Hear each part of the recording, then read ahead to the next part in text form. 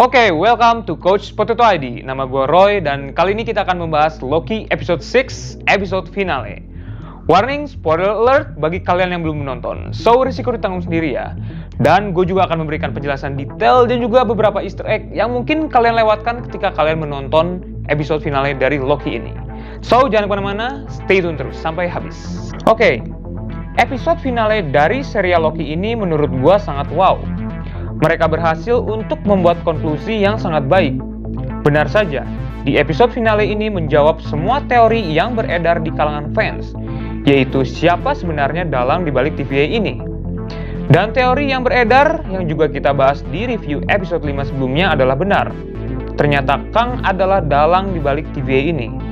Menurut gua, serial Loki ini adalah film terbaik dari semua film MCU yang sudah publish di tahun ini. Jadi secara keseluruhan, serial Loki ini benar adalah pembuka sekaligus sebagai penjelas apa yang akan terjadi di film MCU Phase 4 ini. Dari segi alur cerita, episode 6 finale yang berjudul For All Times Always dipenuhi oleh teka-teki. Misalnya ketika sang He Who Remains alias Kang bercerita bagaimana dia menciptakan TVA dan bagaimana dia sudah mengetahui segala alur waktu dan apa yang akan terjadi pada Loki dan dirinya. Gilanya dia juga ternyata tahu berbagai kemungkinan yang akan terjadi jika Loki dan Sylvie melakukan sesuatu. Jonathan Majors di episode ini menjadi kejutan juga, karena sebelumnya dia membantah akan muncul sebagai Kang di serial Loki ini. Aktingnya juga keren, sangat menjiwai karakter dari Kang ini. Dari segi visualnya juga bagus banget. Terutama ketika scene di mana terdapat branch timeline yang kacau akibat ulah Sylvie yang membunuh si Kang itu.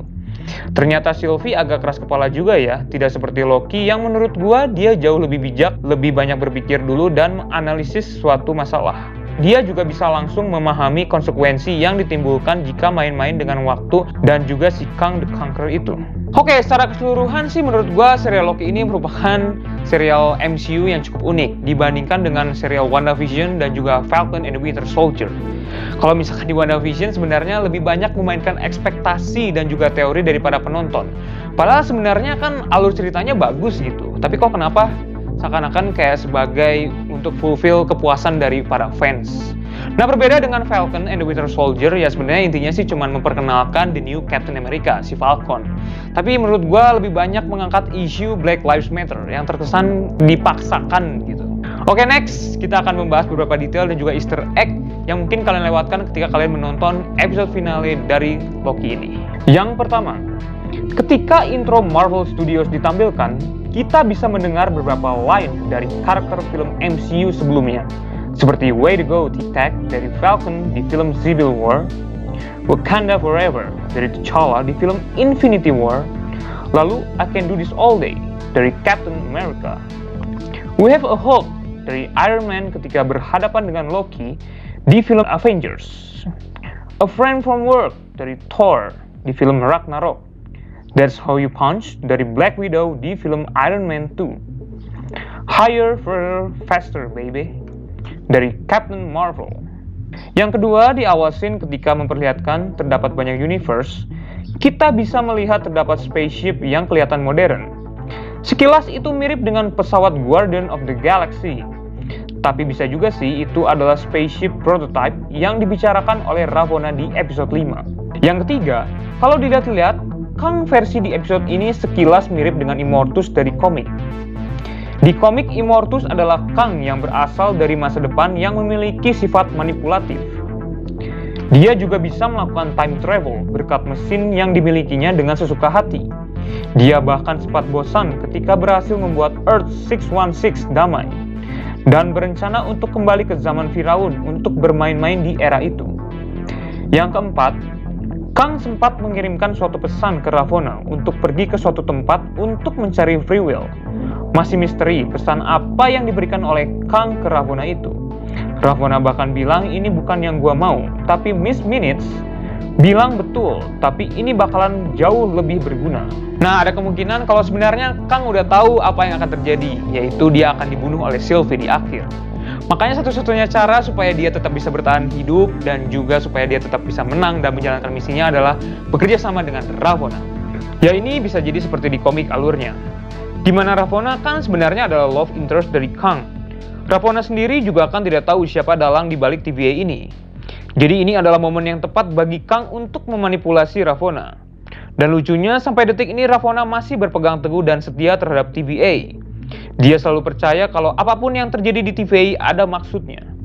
Yang kelima, akhirnya kita tahu kalau ballpoint berwarna biru itu adalah milik Ravonna ketika dia masih menjadi Varian. Dia ternyata dulunya adalah pekerja kantoran. Kita bisa lihat ketika B-15 mencoba untuk menunjukkan kebenaran dari TVA ke salah satu TVA Army. Yang keenam, kita bisa lihat Kang lah yang menciptakan mesin timepad untuk mereset waktu supaya tetap pada The Sacred Timeline. Dialah dalang sebenarnya dari TVA ini. Ini juga bisa mengindikasikan bahwa dia sebenarnya immortal dan sulit untuk dilawan karena dia pintar memainkan waktu. Dia paham betul bahwa terdapat banyak versi dia dan dia itu sangat manipulatif. Kita juga bisa lihat dia menggunakan kostum versi comic accurate-nya ketika dia sedang menjelaskan asal mula TVA. Nah, terakhir yang juga merupakan plot twist yang ngebuat gua heran dan tercengang adalah ketika Loki kembali masuk ke TVA. Dia berada di TVA versi lain di mana Kang adalah leader dari TVA itu. Wah, ini gila sih. Nanti pasti Kang adalah Thanos berikutnya yang lebih sulit untuk dikalahkan karena dia bisa memainkan multiverse.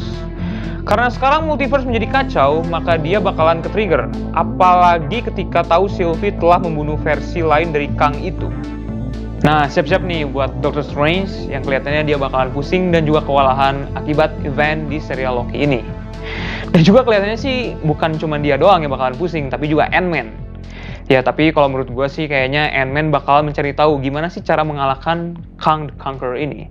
Yang mengingat Kang the Conqueror juga kan bakal muncul lagi sebagai villain di film Ant-Man Quantumania. Nah, gue juga sih berpikir karena event yang terjadi di serial Loki ini, maka nanti di film Spider-Man No Way Home akan memunculkan Spider-Man versi lain, yaitu versi Tobey Maguire dan juga versi Andrew Garfield. Tapi ya mungkin nanti konsepnya bakalan seperti ada lintas universe lah, yang mengingatkan multiverse menjadi kacau gitu ya. Ini cukup make sense lah gimana cara MCU untuk menggabungkan seluruh film Marvel menjadi satu universe yang sama. Jadi menurut gua konsep multiverse ini benar-benar sangat make sense. Ya kita lihat aja lah nanti di film Spider-Man No Way Home dan juga film Doctor Strange in the Multiverse of Madness. Dan secara keseluruhan sih untuk serial Loki ini gua bakalan memberikan rating 9/10. Dan sudah dikonfirm bahwa serial Loki season 2 akan segera digarap. Wow, lumayan gercep juga ya. Dan patah sih untuk dibuat season 2-nya. Dan gue juga bisa bilang serial ini cukup sukses lah. Jadi the best MCU movie so far di tahun ini yang sudah publish. So, bagaimana menurut kalian? Kira-kira apa yang akan terjadi di film Spider-Man No Way Home dan juga Doctor Strange in the Multiverse of Madness? Share opini kalian di kolom komentar ya. Dan jangan lupa untuk like, share, dan juga subscribe. Dan jangan lupa untuk follow Instagram kita, coach.potato.id. And see you soon in the next episode. Bye-bye.